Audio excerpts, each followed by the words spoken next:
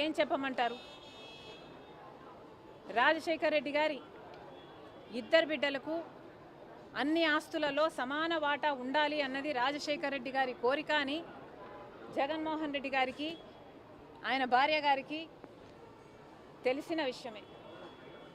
అయినా కూడా సొంత తల్లి అయిన విజయమ్మ గారి మీద కేసు పెట్టారు.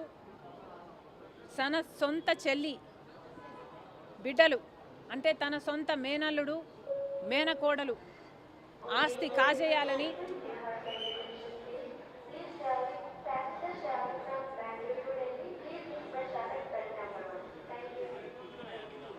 తన సొంత మేనల్లుడు మేనకోడలు ఆస్తి కాజేయాలని కుట్రలు పన్ని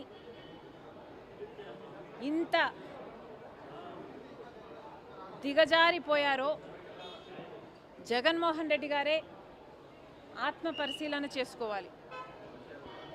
ఒక్కసారి ఇద్దరు జగన్మోహన్ రెడ్డి గారు భార్యాభర్తలు ఇద్దరు బైబిల్ ముందరేసుకొని మీ క్యారెక్టర్ ఏమిటో ఎంత దిగజారిపోయారో ఆలోచన చేసుకోవాలని కోరుతున్నాను.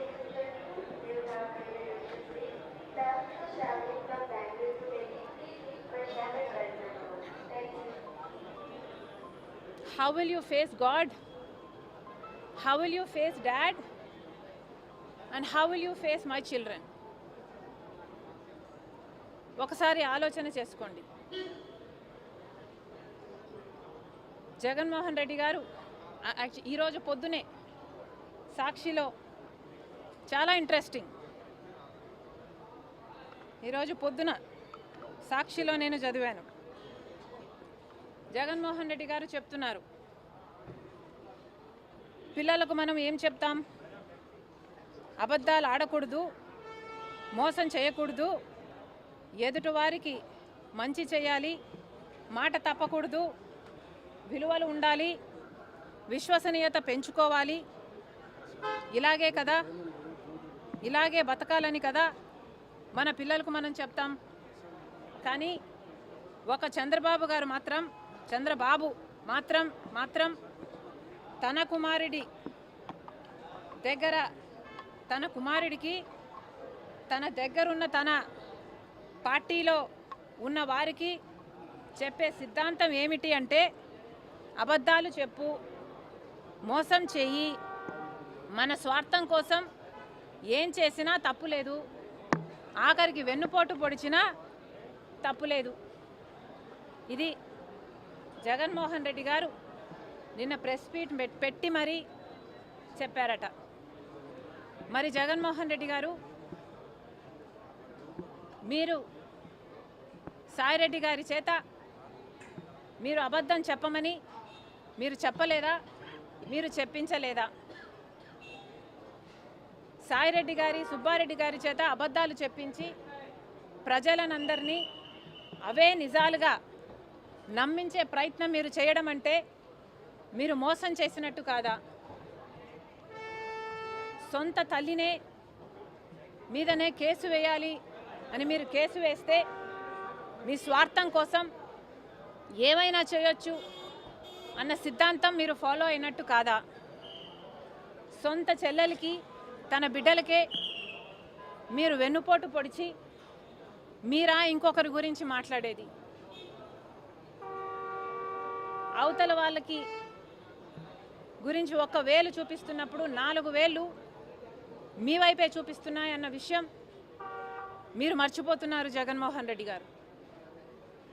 దయాలు వేదాలు వర్ణిస్తే ఎంత అసహ్యంగా ఉంటుందో అంతకంటే అసహ్యంగా ఉంది జగన్మోహన్ రెడ్డి గారు నీతులు చెప్తుంటే.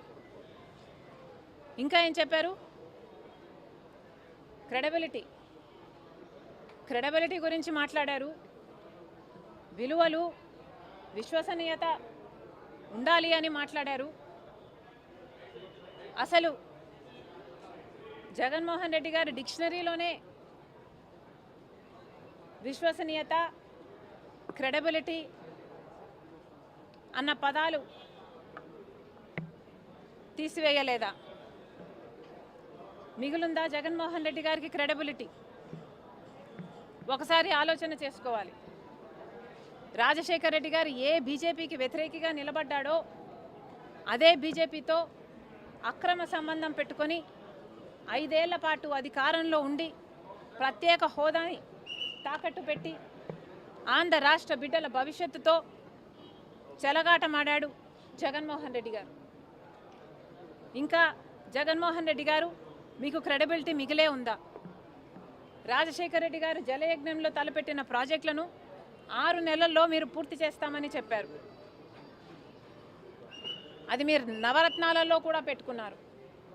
ఆఖరికి అది పూర్తి చేయకపోగా కనీసం రాజశేఖర్ రెడ్డి గారు కట్టిన ప్రాజెక్టులు ఏఎంసీ మెయింటెనెన్స్ కూడా మీరు చేయకపోతే గేట్లు ఊడి నీళ్లలో తేలుతున్న ముఖ్యమంత్రిగా మీరు పట్టించుకోలేదు. ఇంకా ఎక్కడుందండి మీకు క్రెడిబిలిటీ? పూర్తి మద్యపాన నిషేధం చేస్తామని చెప్పారు జగన్మోహన్ రెడ్డి గారు. మద్యపాన నిషేధం చేయకపోగా ఓన్లీ క్యాష్ అని మద్యం మాఫియా నడిపి బూమ్ బూమ్ లాంటి నాసిరకం మద్యం సప్లై చేసి ప్రజల జీవితాలతో ఆడుకున్నాడు జగన్మోహన్ రెడ్డి గారు. ఇక ఎక్కడుంది